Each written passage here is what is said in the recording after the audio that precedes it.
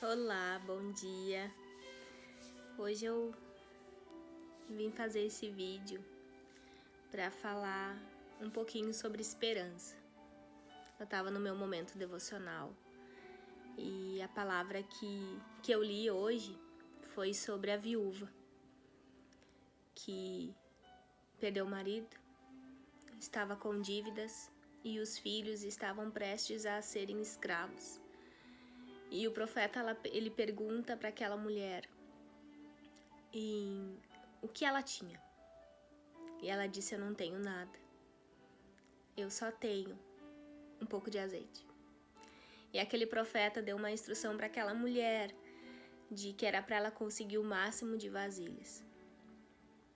E se reunir em casa com os filhos e pegar aquele pouco de azeite e derramar nas vasilhas. E ali ela viveu, ela seguiu as orientações, ela viveu o sobrenatural, de ver aquele óleo sendo multiplicado. E depois o profeta fala para ela para que ela vendesse aquele azeite e com o dinheiro ela pagasse as suas dívidas e vivesse com seus filhos.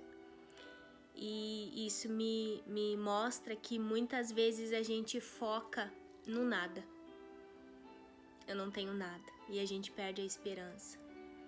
Perde a esperança de dias melhores, perde a esperança de que as coisas vão acontecer, perde a esperança de que as coisas podem mudar.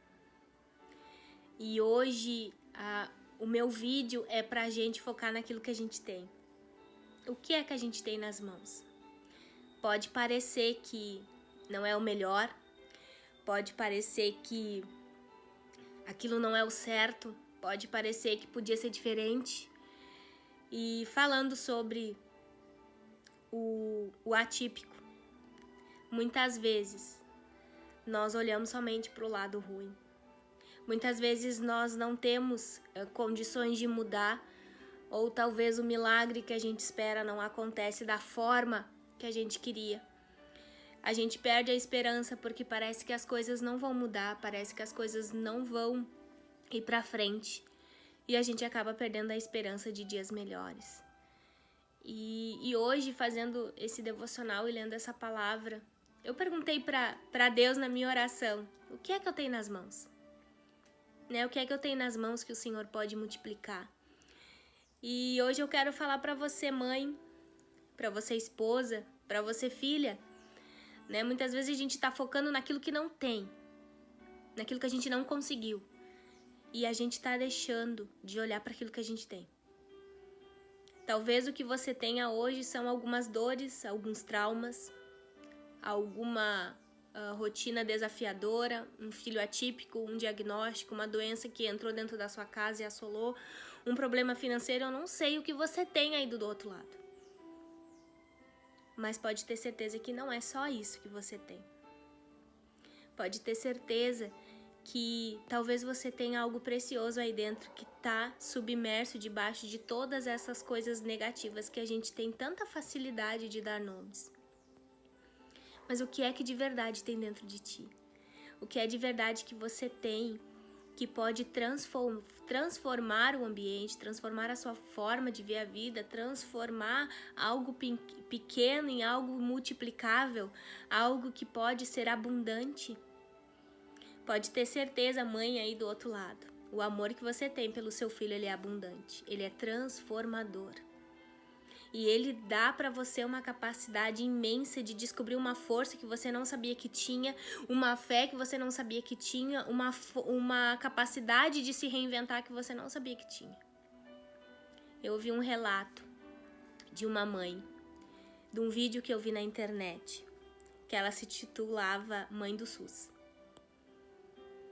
E ela falou que o filho dela tinha 5 anos, ele é autista e ele tem 5 anos e desde que ele foi diagnosticado, ela está na fila do SUS. E ela não tem uma terapia, ela não tem nada, ela não conseguiu nada. Só que o que me chamou a atenção no relato daquela mãe foi que ela pegou o que ela tinha e ela multiplicou. O que foi que ela fez? Ela começou, ela não tem meios, ela não tem financeiramente meios de pagar uma terapia, ela não consegue pagar algo particular para o seu filho e aquilo que ela está esperando não vem. Porque a lista de espera é enorme, a gente sabe que tudo que é pelo SUS é demorado. E às vezes a nossa criança cresce e desenvolve sem aquilo que era essencial para a faixa etária dela. E o que essa mãe fez? Ela disse, eu comecei a usar o que eu tinha, e o que eu tinha era o YouTube. O que eu tinha eram os vídeos dos terapeutas no YouTube, então eu me tornei a terapeuta do meu filho, eu tornei a terapeuta, a professora, eu me tornei o que o meu filho precisava que eu fosse através da ferramenta que eu tinha. E sabe o que essa mãe, ela ensinou pra mim, ela ensinou pra nós, ensina pra nós aí do outro lado? É que a gente tem que parar de dar desculpa. O que é que você tem na mão que pode ser multiplicado? O que é que você tem na mão que pode ser abundante, transformador, ao ponto de tomar a casa inteira? Aquela mãe, ela se entristece porque o filho dela tem direito à terapia, o filho dela tem direito a uma escola inclusiva, o filho dela tem direitos. Mas ela não ficou parada somente nessa fala. Ela foi lá e ela se reinventou. E eu creio que essa mãe tem dias bons e ruins.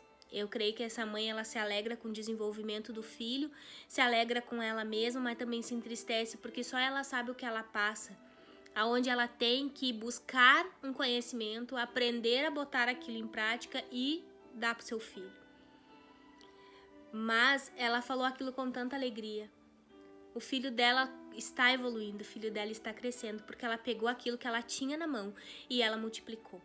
Talvez em tempos difíceis, a gente vai ter que pegar o pouquinho que nós temos e multiplicar. Eu vivi isso. Eu multipliquei aquilo que eu tinha. Eu fiz o que eu pude fazer quando a minha filha ficou 2 anos sem ficar assistida por terapia nenhuma. E eu busquei ferramentas e formas de estimular ela para que ela não parasse o desenvolvimento dela. E eu quero compartilhar com vocês de que quando ela voltou para as terapias, eu descobri que a minha filha, ela não tinha deixado de desenvolver. De que ela tinha crescido tanto quanto quando ela estava em terapias 1 vez, 2 vezes por semana. E isso mostra que se a gente pega aquilo que a gente tem e multiplica, ele transforma o ambiente. Ele pode não mudar a nossa vida. Ele pode não tirar a gente daquele lugar, ele pode não mudar o diagnóstico do nosso filho, mas a gente pode gerar um ambiente mais propício para o crescimento e para o desenvolvimento. Falando também em relação aos nossos filhos, mas também falando em relação a gente como mãe, porque o meu objetivo de fazer esses vídeos é fazer você, mãe, olhar para você. É você olhar, talvez ou que nem hoje, eu parei, tomei um banho, escovei o cabelo, porque eu descobri que fazer isso por mim leva 15 minutos do meu dia. Mas isso me faz tão bem, porque o que eu enxergo no espelho é algo bonito. Muitas vezes a gente esquece da gente, a gente esquece de cuidar daquilo que a gente tem. E você tem um filho, você tem uma família, você tem um marido, você tem uma casa para cuidar, mas você também é a sua casa, você também precisa se cuidar, você também precisa pegar aquilo que você tem e multiplicar. Pode ser uma coisa fútil, mas eu passei um tempão sem cuidar da minha aparência. E quando eu digo cuidar, gente, é o básico do dia a dia, um cabelo arrumado, um brinco, um batom, meses. E um dia eu senti uma tristeza tão grande no meu coração, e sempre foi Deus que tocou no meu coração, porque eu sempre tive o hábito de fazer os meus momentos devocionais com Deus, onde eu abri o meu coração, era o momento que eu tinha para chorar. E eu me lembro que no meu coração veio uma palavra muito forte: eu tô com saudade de te ver escovada. Eu não sei se aí do outro lado você vai acreditar, mas era o meu momento com Deus e eu acreditava e acredito que Ele fala comigo. E quando eu senti aquilo, assim, eu tomei um banho, eu decidi tomar um banho e escovar meu cabelo. Me arrumar um pouquinho. Eu vivia dentro de casa, eu não saía pra rua, mas então eu vivia sempre daquele mesmo jeito. A roupa mais velha, mais larga que tinha, né? O cabelo sempre com coque. Quando lavava, não priorizava secar ou coisa parecida. Eu vivi um tempo assim. E quando eu ouvi aquilo no meu coração, eu decidi tomar um banho, escovar meu cabelo e me arrumar pra ficar em casa. Mas quando eu digo me arrumar, não é pra ir pra uma festa, é ficar um pouco melhor apresentável. Quando meu esposo chegou em casa e me viu escovada, ele olhou pra mim e os olhinhos dele brilharam e ele disse: que saudade de te ver escovada. é uma coisa que eu tinha e que eu negligenciei. E quando eu ouvi aquilo, veio a certeza de que era Deus falando comigo, porque Deus me mostrou, através daquela fala, que a minha família estava com saudade de me ver bem. A minha família estava com saudade de ver a Daiane. Eu fui uma profissional da beleza durante anos e eu parei de atuar como profissional quando a Rafa nasceu para mim cuidar dela. Então eu sempre estive no meio disso, sempre com a unha feita, sempre com o cabelo feito, sempre com a sobrancelha feita. E quando aconteceu tudo que aconteceu com a Rafaela, eu tive que dedicar 100% a ela e também comecei a viver as dores do diagnóstico, eu me deixei de lado. Então aquela imagem que a minha família estava acostumada a ter de mim, ela não tinha. Eu aumentei de peso, então eu não tinha vontade de me vestir, as roupas não serviam, eu não tinha dinheiro para fazer um guarda-roupa novo. Então eu vivia com o que dava, com o que eu ganhava muitas vezes, porque nós vivemos uma fase bem difícil financeiramente. Então tinha isso, e quando aquilo veio no meu coração, e eu vi que o meu marido gostava, eu disse, eu posso fazer, porque é o que eu tenho. Gente, eu continuo tendo um secador, eu continuo tendo uma escova, eu continuo tendo um shampoo e um condicionador, então eu posso lavar o meu cabelo e escovar depois do banho. Eu levo 10, 15 minutos para fazer isso. Por eu saber fazer, eu faço rápido. Então eu comecei a priorizar a forma que eu recebia o meu marido, a forma que eu me via.